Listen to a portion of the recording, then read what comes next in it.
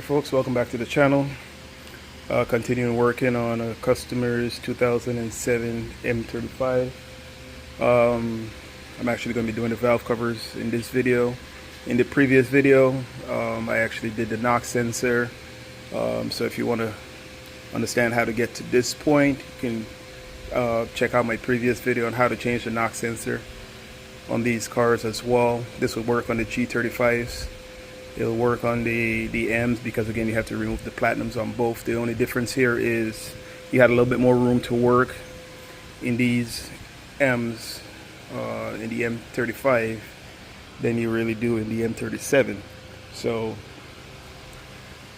we're gonna get into that. Like I said, in order to get down to this point, you have to remove the upper and lower, the upper intake manifolds.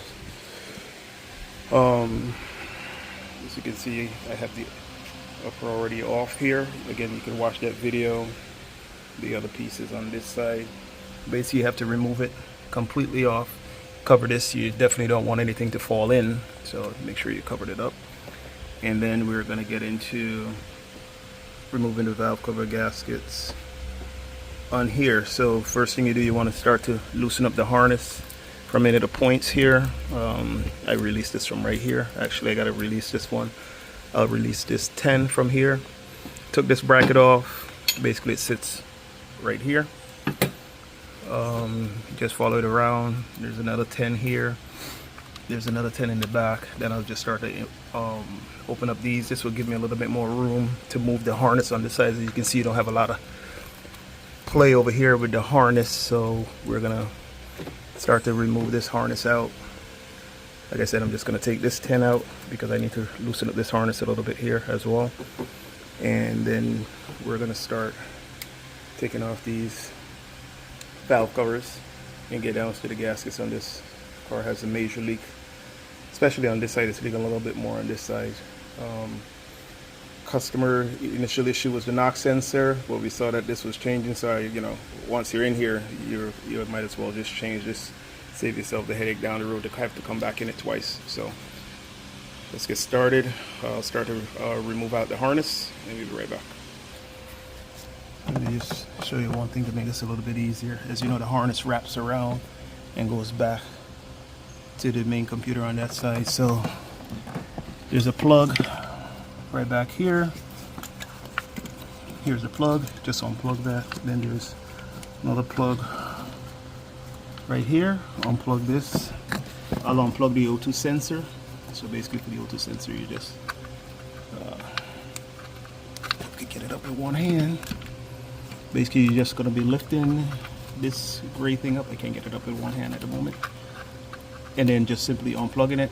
And then I'll unplug the coil packs, and this will free up this harness to give me a little bit more room to maneuver. And then we'll unplug this solenoid here as well. Again, this would free up so we can actually, when we go to that side, move that harness a little bit more that way, make it a little bit easier to take that off. Alright, so I'll get this unplugged and I'll be right back. Alright guys, as you can see, just lift this completely out of the way, make life a little bit easier. Clean off some of this debris before I started to take the coil packs out, and I'd be good to go. Alright, it's time to get out the coil packs. There are 310s holding it in. Just shake it a little to make sure you can just pull them out. Set them aside.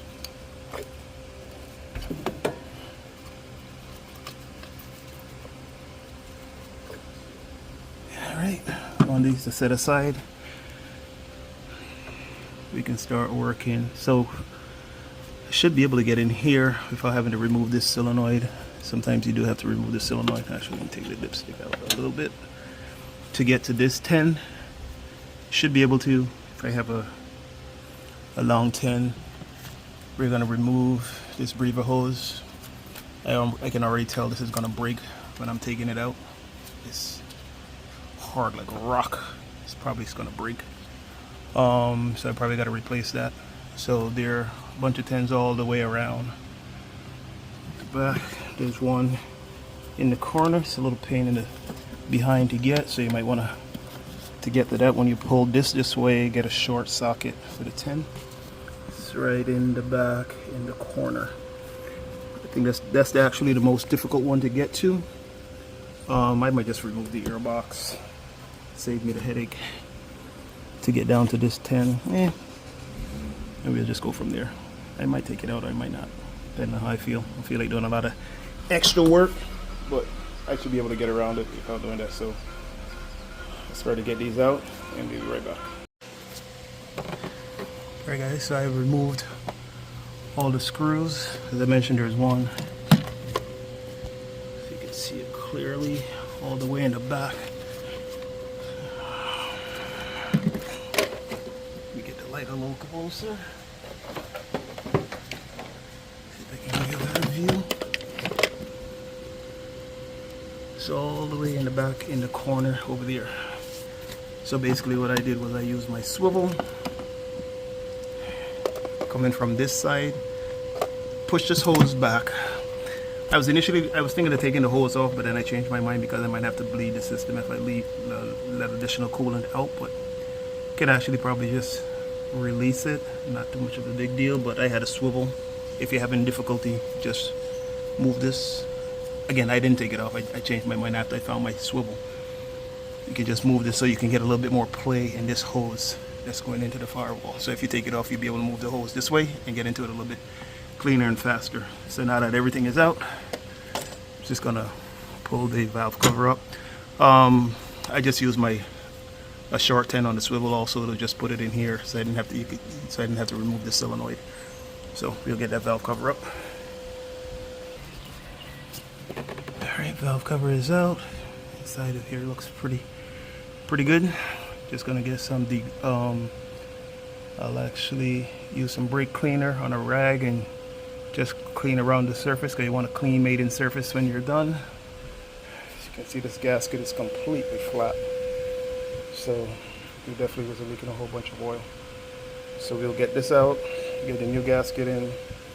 I'll clean that up and show you how it looks after I finish cleaning it up. We'll get right back to it. Alright, so we clean up the valve. Clean up all the excess grease, excess oil that was on here. Remember, there's going to be silicone in the corner here. Gotta clean that up pretty good.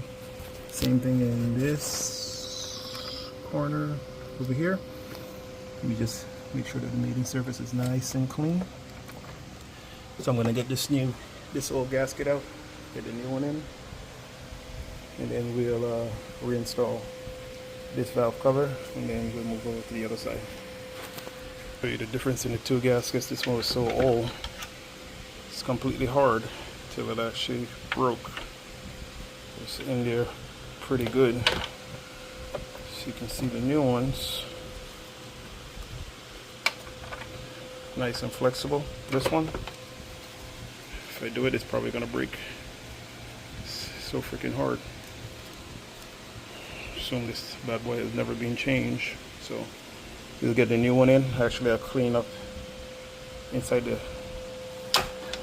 this area first. I'll just wipe that out so we have no oil in there, and then we'll get the new gasket in.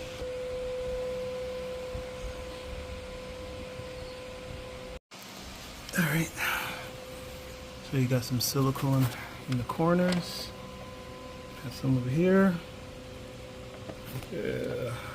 This corner, the new gasket is in. You want to make sure it's seated well, because the last thing you need this to do is to come out when you're trying to put it in. So make sure that it's seated well, and then we can start tightening it down.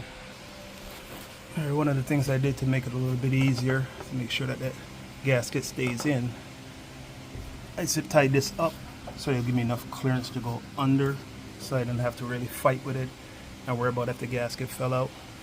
But then I'm actually going to use double check. I got my mirror here, so I'll just take the mirror and just basically go right around. I can't do it with this because I have to get the light to hold it, but just go around to make sure that the gasket is seated around the back, which I already checked, but I usually use this mirror also to take a closer look with the light in my hand. Okay. So the good thing about tying this up here, you can actually if you want to see, have it tied up, you can actually take the socket and it'll fit pretty good on here, right onto it, no issues. Again, if you have a long socket, it'll fit right on, least amount of headaches instead of having to remove that line. So the valve cover is back in right now. I'm just going to install the coil packs and then we'll move to the other side. Alright, so we're going to move to this valve cover on this side. A little bit trickier to get this one out because again, you got so much room with the main harness going in here, so you have to get it and slide it under. I freed this up as much as I possibly can.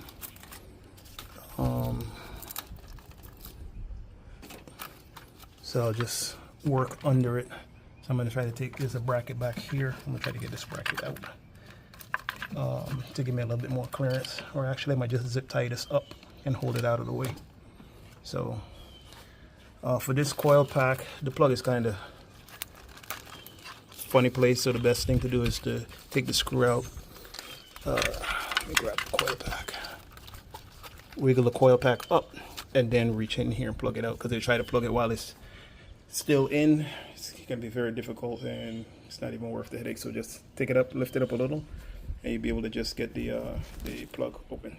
So let's get that going. Alright, for this screw that's all the way in the back, I'm just going to use a swivel. It's going to give me some flexibility so I can put it in, bend it, and then take it out. So I'll do that and then I'll be right back. Alright, so you continue to take this out. This hose has to change anyway, it's so freaking hard. It refused to come off of here, and there's a screw underneath. So what I did was I just use a 10 wrench it off and take it out. I'll pull the hose off once I have the valve cover off. So just double check, take out all the bolts. I have one more bolt to take out in the corner over here, and then I'll lift the valve cover out. So for this bolt in the front, down in the corner, I use my magnet to take it out because basically can't get my hands down in there. So that was the easiest way to take it out. So all the bolts are out now, so it's time I'll take the valve cover out. So seeing that the room is limited for this one, I just take the fuel rail. Oops. Just took off the fuel rail from back here. There's 2 10s, and just pull it out so you can lift the valve cover straighter because of the harness. So give yourself as much room as possible. Alright, with the valve cover out, like I said, once you take the rail out, it's much easier because you can only do so much with this actual harness. So what I'm going to do is I'm going to zip tie this up here to give me a little bit more clearance, again because I just want to make sure when I seat the valve cover down that I don't knock the gasket out, seeing that I have such a tight space to go in. So I'm going to zip tie that up. I'm going to clean up in here now, and yeah, I'm just going to clean it up. Doesn't look bad inside of here. So I'll just wipe around the maiden surface to make sure that we're nice and clean, so when the new gasket go down, it has a clean surface to mate to. Okay folks, so we installed the valve cover gasket. One thing I had to wind up doing is I removed the solenoid. It's right here. It's 3 bolts. It sits right here. Make sure you don't let this metal gasket fall. Ugh, it's a pain in the butt if it does fall. But I took that out to give me a little bit more room when I'm bringing in the valve cover, because one of the issues that I encountered as I brought the valve cover over, it was hitting the solenoid, so the gasket began to fall out. And the other thing is I took the PCV valve out again to give me more clearance as I go under the harness. So those are 2 things I would recommend that you remove when trying to put this gasket back in. And as I said, I had this strapped up here with zip ties to give me additional clearance. I did the same thing here, zip tie the injector harness so that I could be out of the way also. Any little things you can do to just give you a little bit more room, because again, once you get that in, it's very difficult to, you have to just rub your hand around the bottom of it once it's sitting directly over it to make sure that the gasket is in, because the gasket could fall out from all the shaking just trying to get it under. All right, so again, that's it for valve cover installation. Again, thanks for watching. Additional videos to come. Again, if you enjoyed this video, give it a like, give it a thumbs up, and don't forget to subscribe to the channel. Until next time, have a good one, folks.